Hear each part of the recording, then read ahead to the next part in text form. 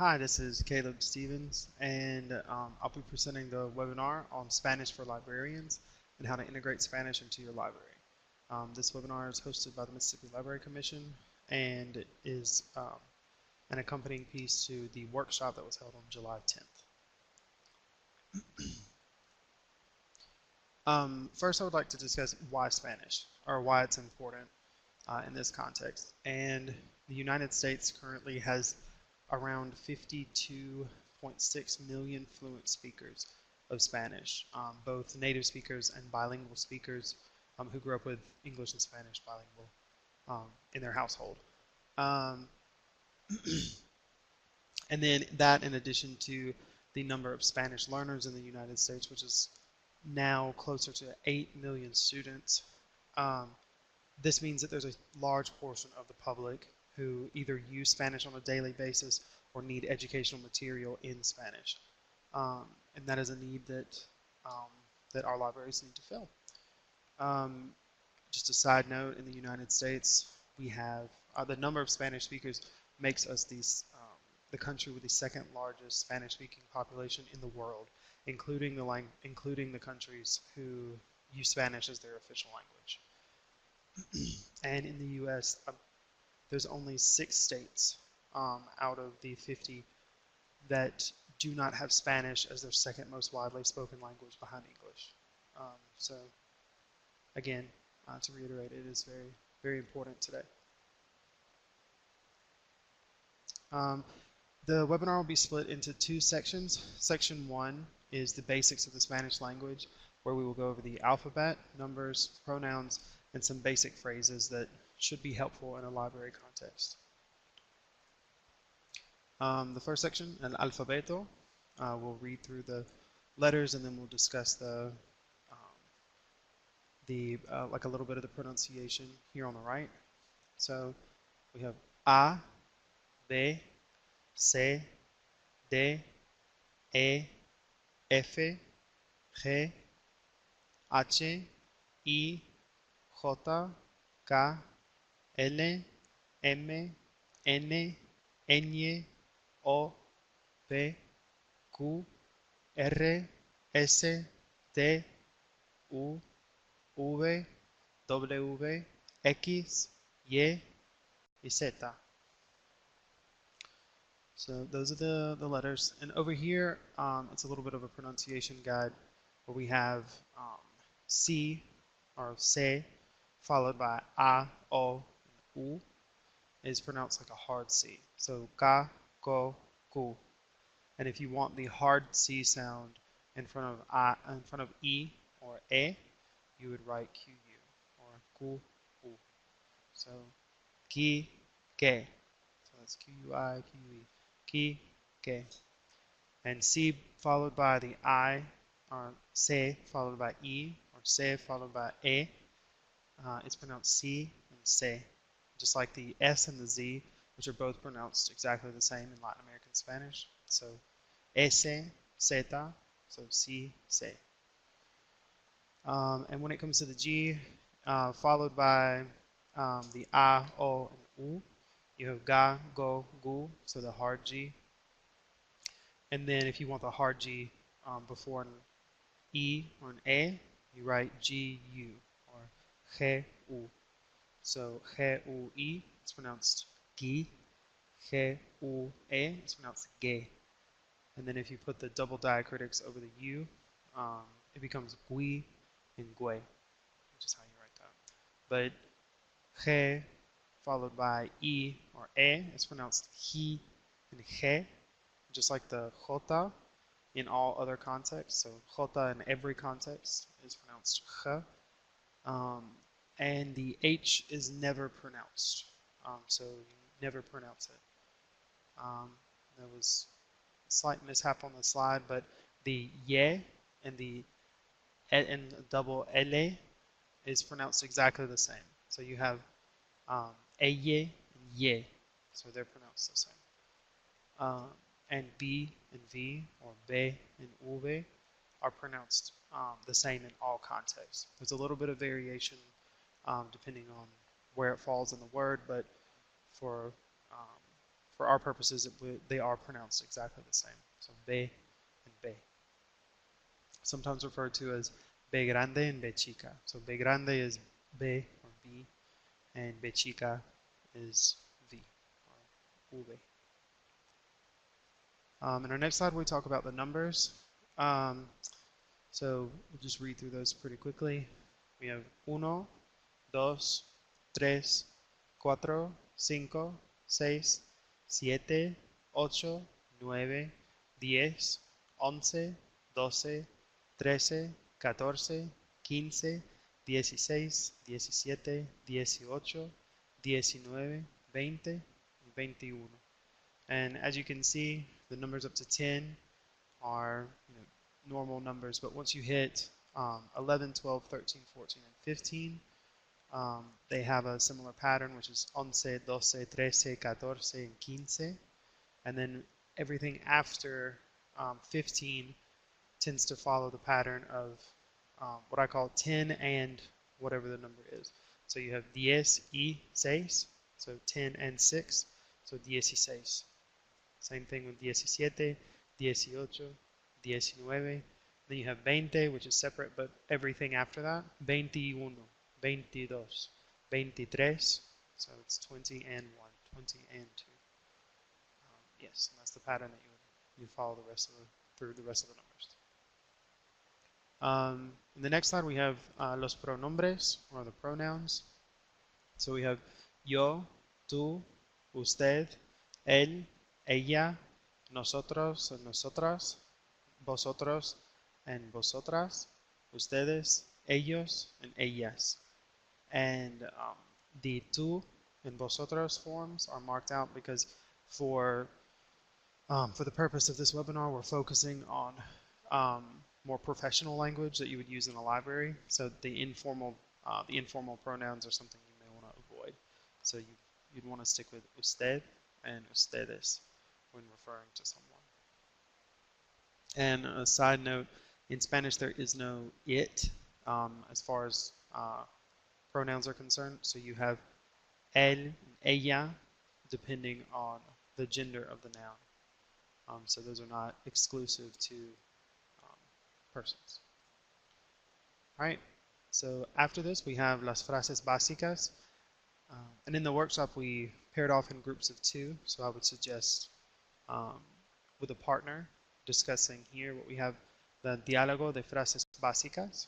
So this is a short dialogue of a normal interaction where someone's asking where something is. So, and I'll read through those, and you can fill in the blanks with any of the vocabulary found on the accompanying handout. But for our purposes, I'll just say la computadora, so the computer. And I'll be reading both parts. So, hola, hola, ¿cómo está usted? Bien, ¿y usted? Bien, me llamo Caleb. Mucho gusto. ¿En qué puedo ayudarle? ¿Dónde está la computadora? La computadora está aquí, or la computadora está ahí, depending on if it is here or there. Muchas gracias. De nada. Adiós. And then after this, we have a few more phrases that might be helpful and the appropriate responses. So, ¿usted puede hablar inglés? Sí o no. Por favor, espere un momento. It doesn't necessarily need a response, but if you do respond, you can say muy bien. ¿Dónde están los aseos? Los aseos están aquí or allí. Again, depending on if it's close or farther away. All right, and then that ends the part of the section about Spanish language, and now we'll go into more of the integration of Spanish into your library. And the 3 things that we want to cover are providing basic information in Spanish, possible programs for Spanish speakers or people who are studying Spanish, and the 3rd section is cultural sensitivity. So how to tackle certain situations, or how your displays and your programs and how you want to advertise them. All right. In our first slide, we have two examples of basically the same thing. On the left, we have a map of a library, but one that's written in a very complicated way. And this is an example of something, of course, if you have the means and the time, absolutely, by all means, do this. But on the right, we have a much simpler um, library map of the library that you can use.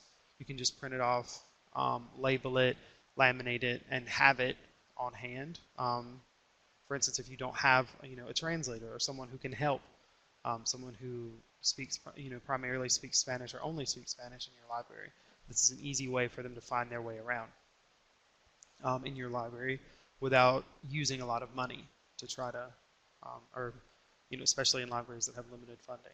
So this is one example of catering certain things or labeling or providing basic information in Spanish for people, and that doesn't require a translator. And then the next section we have some examples of programs in programs for Spanish speakers or those learning Spanish in libraries. And I used in the next two slides 4 examples of flyers from 4 libraries across the country. So in this first slide on the left we have Servicios en Español, which is a very nice flyer. It's a library that provides a lot of programs for Spanish speakers. For example, the Curso de Computación para Principiantes, or the Beginning Computation course, or the Beginning Computer Skills course.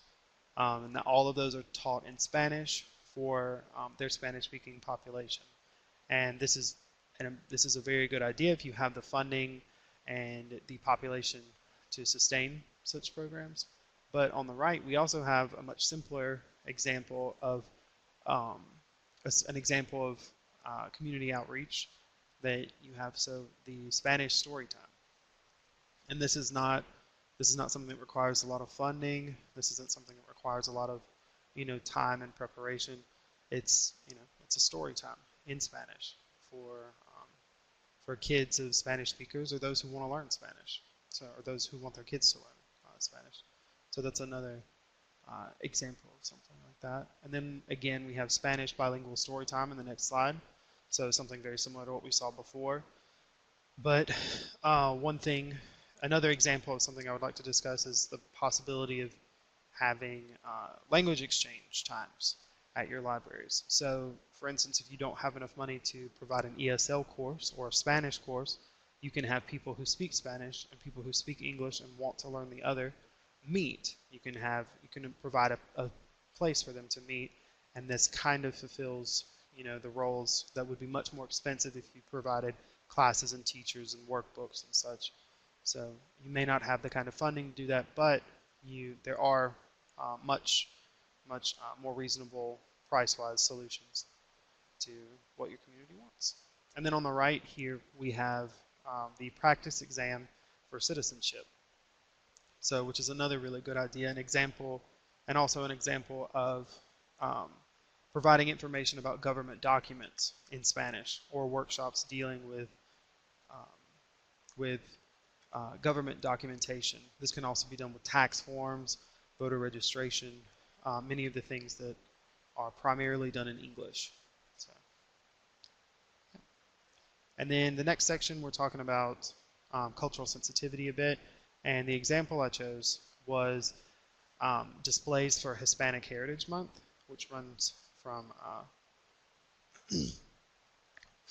September 15th to October 15th. And in this first slide here, we see something very simple.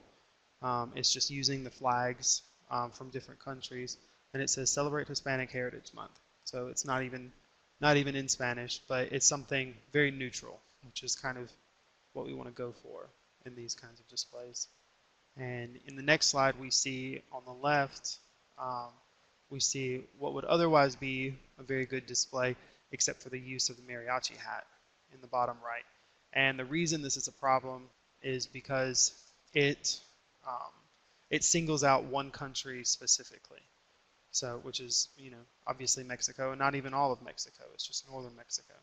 So you want to avoid things that make your displays or your events that surround that are catered to Spanish speakers or about Hispanic Heritage Month, you want to avoid things that are very specific to certain regions or countries, so that it feels more inclusive.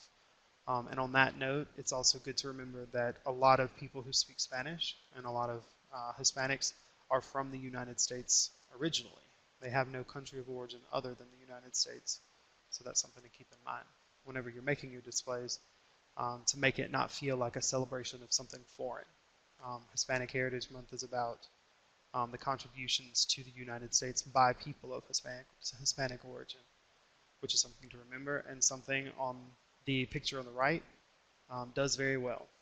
It's showcasing not just books by Hispanic authors from Hispanic countries, but also by Hispanic authors from the United States, which is, again, something really, really good and kind of hits the nail on the head when it comes to Hispanic Heritage Month. And as far as cultural sensitivity, that's about all the examples I have. Here's my contact information, my name and my email. If you have any further questions or would like any help with anything, and thank you very much. Gracias.